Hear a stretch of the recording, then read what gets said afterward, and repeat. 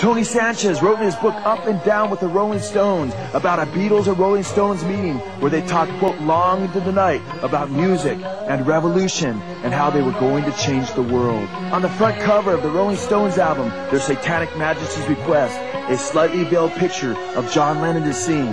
This same picture is also found on the inside sleeve of Sgt. Pepper's Lonely Hearts Club Band album.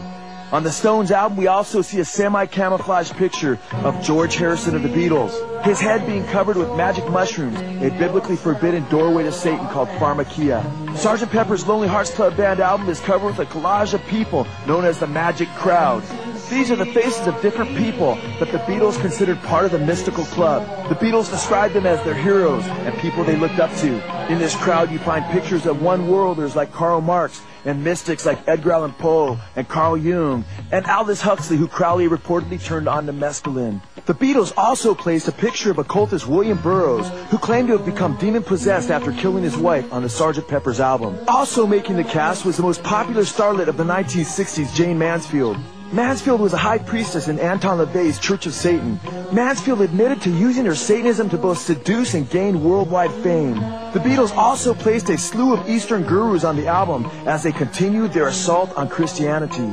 Incredibly, one of the people who was to be pictured on the album as part of the Beatles club was none other than Adolf Hitler. Hitler was yanked presumably because he was considered too controversial to appear on the album. Hitler's picture can be seen on the sidelines just prior to the shooting of the album cover. It has been well documented that Nazism was rooted in the occultic teachings of Madame Blavatsky and others. Aleister Crowley claimed that Hitler was his disciple and was seeking to implement the teachings of the Book of the Law through his policies of the triumph of the will. And of course, as we have noted on the top left, we find the picture of none other than Aleister Crowley. It is believed that Crowley is the one that the Beatles are referring to when in the song Sgt. Pepper's they state it was 20 years ago today that Sgt. Pepper taught the band to play. It was 20 years before the release of this album, almost to the day when Crowley died, and many of his followers believed marked the beginning of the New Age. Crowley declared that he would lead an army of youth in the revolution to implement the New Age, and apparently the Beatles dubbed him Sgt. Pepper. John Lennon stated there were very few things that happened to the Beatles that weren't really well thought out. Lennon said that he realized that he was part of a club of mystics who had been initiated into the same spiritual club. God's word in the book of Revelation describes Satan's church as the whore of Babylon. She is depicted as a sorceress, and Revelation chapter 17 verse 4 states, quote, "The woman was dressed in purple and scarlet and was glittering with gold, precious stones and pearls. She held a golden cup in her hand, filled with the abominable things and the filth of her adulteries." A depiction of the Satanic Church, or the Scarlet Woman, as both Crowley and Anger refer to her, is found on the Sgt. Pepper's album. Crowley taught that the Beast and the Scarlet Woman would gather their children into their fold and bring the glories of the stars into the hearts of men. Notice on the Sgt. Pepper's album, we see a sorceress adorned in scarlet and with precious stones and gold and pearls. Perhaps the best example to date of the evil and destructive fruit of Aleister Crowley's satanic teaching of do what thou wilt is Charles Manson. If I started murdering people, there'd be none of it left. Because my children are coming. My children are coming. Charles Manson, the world's most notorious mass murderer, was influenced both by Aleister Crowley and the Beatles. The Manson family, as they would butcher Sharon Tate and her baby and several other people, would paint the words helter-skelter on the inside of the houses with the victim's blood. Susan Atkins stated that Manson would use the Beatles' albums to encourage them to murder. Charlie played the Beatles' White Album incessantly. He would show us how they switched the word out to in when talking about destruction and how they were encouraging the revolution. Beatles and the Stones, far from being enemies in the 1960s as many believed, were in fact corroborators in the Satanic Revolution. For those who couldn't guess the name of the spirit channeled by the Rolling Stones, the Stones spell it out in this song, quote, "Just call me Lucifer." Here we see Mick Jagger of the Rolling Stones bowing in homage to Lucifer, the entity who empowers the Rolling Stones. Mick Jagger is also seen here revealing his tattoos of Satan.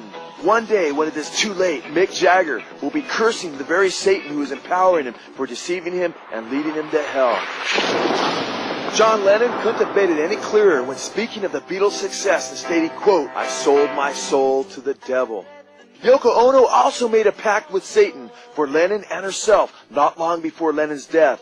Albert Goldman reported in his book, The Lives of John Lennon, quote, "Finally it was time to consummate all these spells by making a living sacrifice and signing a pact with the devil. For Lena was not a white witch. She was the real thing, a practitioner of black magic. There was no knowing what she planned to do to seal the bond with Lucifer. All she would say was that a witch's moon was nigh, and they had to make ready for the sacrifice." Lena said, quote, "We've got to make a sacrifice with the blood of an innocent to the one who has the power." They sacrificed an animal to Satan, and Yoko ended up paying the Satanist $60,000. The price, though, would be far more for serving Satan. It would cost John Lennon his life and his soul. Here we see Bono of U2 singing Helter Skelter, which became Charles Manson's theme song for his murderous rampage. While singing Helter Skelter, we see Bono wielding an upside-down cross, which has a singular message in rock music. In the mid-1980s, after U2 had already had a huge following, they made it quite clear as to whom they were truly following as they began to repeatedly cover the Rolling Stones' anthem of praise to Satan, Sympathy for the Devil. Pleased to meet you. I hope you guess my name. Oh yeah, you know I'm pleased to meet you. I hope you guess my name.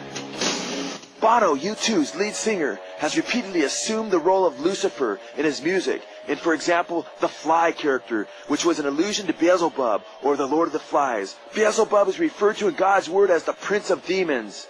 After employing the persona of Beelzebub, the Prince of Demons, Bono would then later employ the character of Mephisto. During the Zoo TV tour, Bono revealed the new satanic persona in Mephisto as he proudly pranced around the stage with satanic horns upon his head. Bono stated that Mephisto is an extension of his Fly persona. The concept of Mephisto was taken from a German film by a similar name, which was actually inspired by the story of the ancient sorcerer Mephistopheles. The German film is a film about a rock star who sells his soul to Satan for fame and success.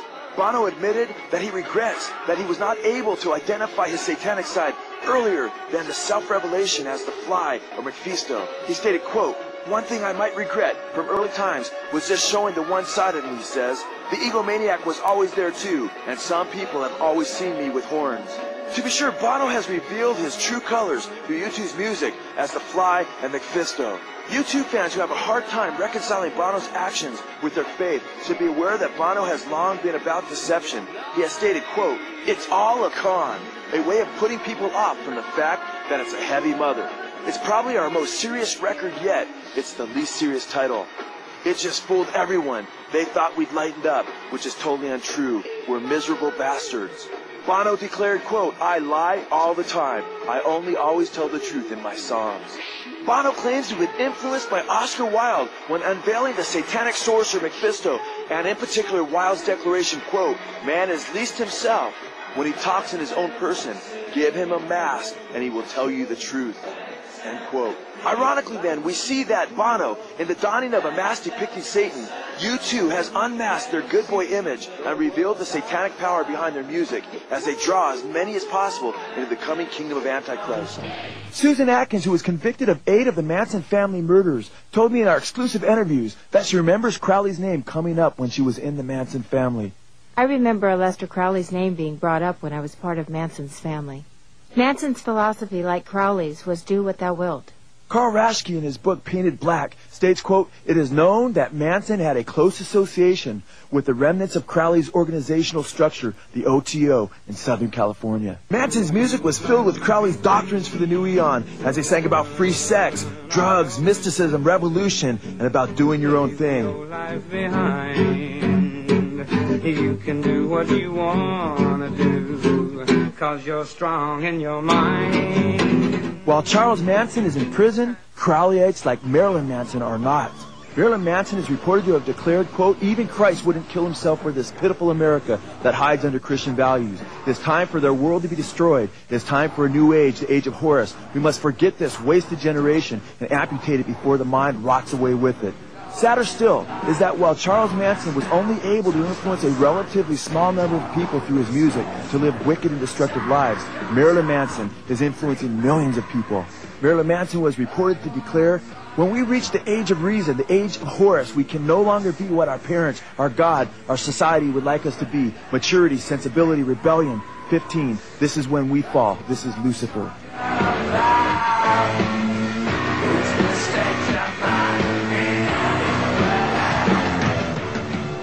While many people are not surprised to see men like Charles Manson and Marilyn Manson associated with Crowley Satanism, many people are surprised to find out that artists like Sting, yet another of the biggest artists of all time, is influenced by Aleister Crowley.